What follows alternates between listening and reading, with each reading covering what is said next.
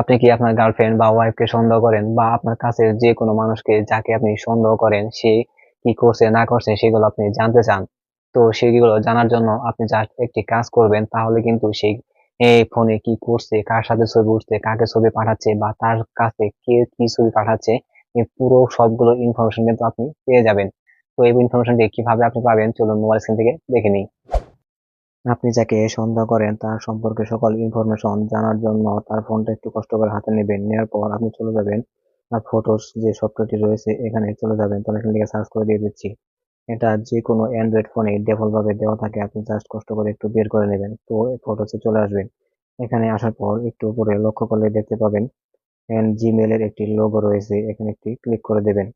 দেওয়ার পর এখানে উপরে এখানে খেয়াল করে দেখবেন যে আপনি এখানে যে জিমেলটি রয়েছে এটা কোন জিমেলে রয়েছে, সেই জিমেলটা আপনাকে একটু খেয়াল রাখতে হবে। তার যদি একাধিক জিমেল থাকে সেই ফোনে, সেক্ষেত্রে কিন্তু সে জিমেল যদি চেঞ্জ করে সেক্ষেত্রে কিন্তু আপনি পরবর্তীতে এখানে ঢুকে কিন্তু তার সকল ইনফরমেশন কিন্তু আপনি পাবেন না, যে সে কোন ছবি আপলোড করছে, কোন ছবি কোথায় উঠছিল, কোন ছবি ডিলিট করছে, এগুলো কিন্তু আপনি পাবেন না। তো এখানে খেয়াল করে নেবেন। আর যদি আপনি চান যে আপনি জাস্ট এখানে সেটিং করে দিবেন, পরবর্তীতে আপনার ফোন থেকে দেখবেন, সেক্ষেত্রে কি করবেন, আপনার জিমেলটা এখানে অ্যাড করে দিবেন। আপনার জিমেলটা এখানে অ্যাড করে তারপরে এই সেটিংটা করবেন। তো আমার এটা রয়েছে, যা থাকার পর আমি এখান থেকেই এটাকে সেট করে দেবো। তো নিচে একটু খেয়াল করে দেখতে পাচ্ছেন ফটোস নামে সেটিংটি রয়েছে, এখানে একটু ক্লিক করে দেবেন। এরপর দেখেন ব্যাকআপ একটি লেখা আছে, এটা কিন্তু অফ রয়েছে।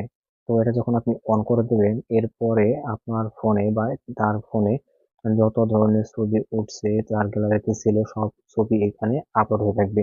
সে কিন্তু বুঝতে পারবে না যে সে যখন ছবিগুলো ডিলিট করে দেবো সে ভাববে যে ছবিগুলো ডিলিট হয়ে গেছে, কিন্তু ডিলিট হওয়ার আগে কিন্তু এখানে কিন্তু এগুলো অটোমেটিকই অটো আপলোড হয়ে থাকবে। সেক্ষেত্রে কি হবে, আপনি পরবর্তীতে এখান থেকে চেক করে দেখতে পারবেন যে সেই লোকটি বা তার সন্দেহ, আপনার সন্দেহ করা লোকটি কোন ছবি ডিলিট করছে বা কোন ছবি সে হাইড করে রাখছে, তা আপনাকে দেখাতে জানায়, তা আপনি কিন্তু এখান থেকে দেখতে পারবেন। আর যদি আপনার জিমেল দিয়ে এটা করে রাখেন, সেক্ষেত্রে কিন্তু আপনার ফোন থেকে কিন্তু আপনি এটা দেখতে পারবেন। তো এভাবে আপনি পুরো কাজটা করে দিবেন, তাহলে আপনি সব ধরনের ইনফরমেশন পেয়ে যাবেন। আই হোপ ভিডিওটি আপনাদের ভালো লেগেছে। ভিডিওটি যদি ভালো লেগে থাকে তাহলে ভিডিওটি লাইক, কমেন্ট এবং শেয়ার করে সবাইকে দেখার সুযোগ করে দেবেন। আর এই ধরনের নিত্য প্রয়োজনীয় বা ইনফরমেটিভ ভিডিও পেতে কি করতে হবে, আপনারা অবশ্যই জানেন কি করতে হবে। পেজটি ফলো করে সাথেই থাকবেন। তো আজকের মতো এই পর্যন্তই। আল্লাহ হাফেজ।